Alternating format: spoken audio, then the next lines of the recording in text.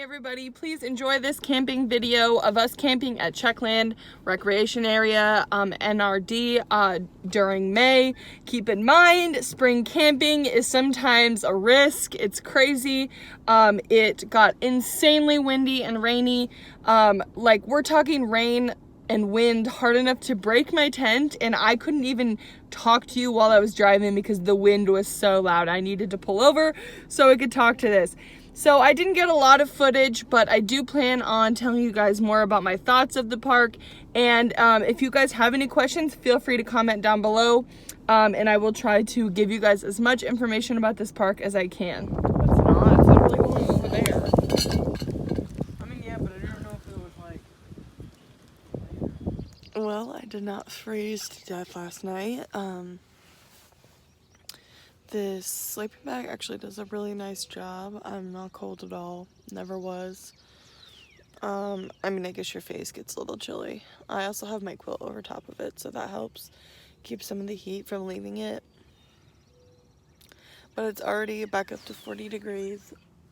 It's supposed to be a high of like 50 today. It's supposed to rain at 3 o'clock.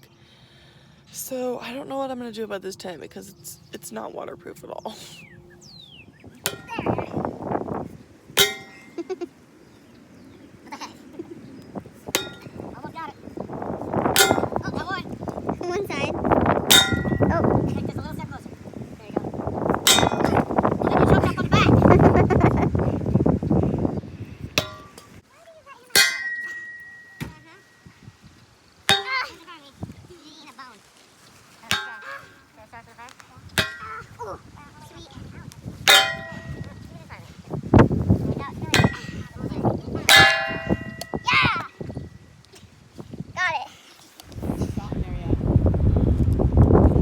Oh yeah, I was there. Oh yeah, you fell backwards. Nothing? Wait.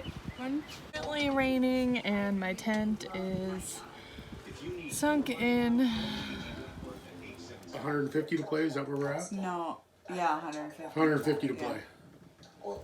So we've had 20-mile-an-hour winds almost all day today, and then we had a rainstorm, and it actually busted one of the sections of my tent.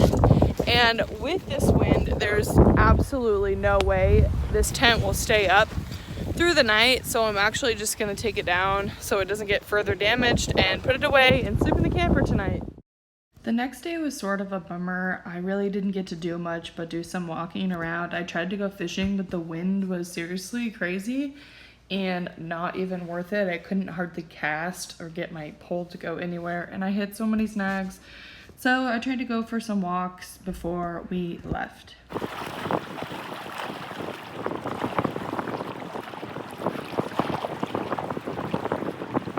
What I think is really cool about Czechland is that they have some more secluded tent sites.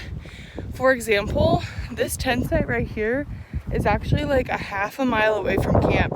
You can't drive your car any closer, so you would literally have to hike all your stuff out here a half a mile. But it's so secluded and so nice, and I do happen to know that behind that tree line, I believe, is an outhouse. There's got to be a lilac bush out here somewhere, because in the wind I can smell it. It smells so good. Anyways, I am going for a morning hike today, and they have some really nice like little trails out here. I think so they all kind of intertwine in each other. It's a loop, but like you could take shortcuts or whatever, but I think altogether it's over a mile to do like a full loop. It's just really nice. It's mostly just a mowed grass trail, but I appreciate it. So I just wanted to give some of my thoughts about this park. I'm actually very familiar with this park because it's super close to my house, so I frequently go fishing after work or go hang out and have a picnic there, you know, during the week. This is, I would say, a favorite among a lot of people just because it's kind of out of the way. You don't have to worry about highway traffic noise. It's very nice little campground. But I think it's become even more popular because of COVID and the state parks being closed. It's literally been full almost every single weekend since camping has been going this summer season. I went there 2 weeks ago on a Wednesday, and it was completely full by Wednesday. And I just think that's crazy to me. A lot of people aren't working, so they're camping, you know, longer days. They'll go up on a Wednesday or even a Tuesday. Sometimes they camp all week. And I think that's super awesome.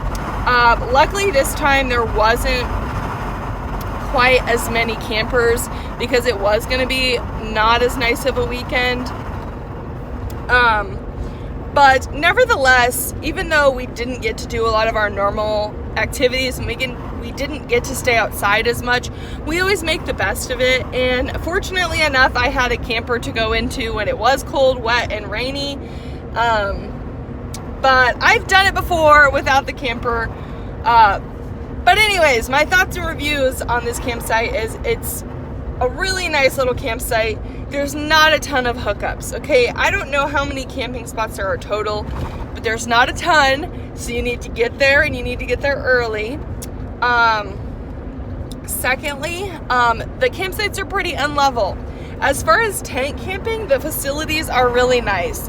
There is one tenting area, a very big tenting area that actually has no bathrooms, so that really confuses me why there would be no bathrooms. The nearest bathrooms is probably at least a half a mile hike. Like, I'm not joking you, there's no bathrooms anywhere. So that confuses me, but I'll try to put in a clip of this other little campsite. They have a little campsite kind of out in the boonies on like the hiking path where you could actually set up camp if you wanted to, which I think is really cool. But as far as camper camping, the sites are pretty unlevel. My parents had a pretty hard time finding where to park it to get it even a little bit level. My parents are expert parkers when it comes to that kind of thing, but sometimes some of those campsites just kind of, you never know, right? Well, nevertheless, they got parked. The hiking trails are really nice.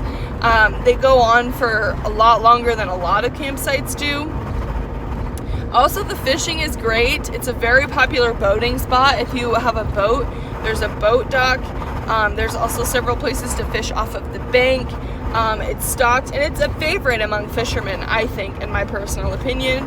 I think it's fairly moss-free, which, especially for a bank fisherman, I appreciate that. I didn't take my kayak out this time because it was just far too windy. There was whitecaps, but it would be a great place to go kayaking. What else is really great about this place? There isn't any jungle gyms or anything, but it's just a really nice little campground, secluded. You know, you don't hear the train traffic, you don't hear the highway traffic, which is one of my biggest pet peeves about some of the parks, is they're so close to a freaking highway or so close to a train track that it's constant noise. I just want my peace and quiet. So I really appreciate that. Everyone pretty much stays to themselves there. There's not a lot of socialization, I guess, between campers, which some people don't like, some people do.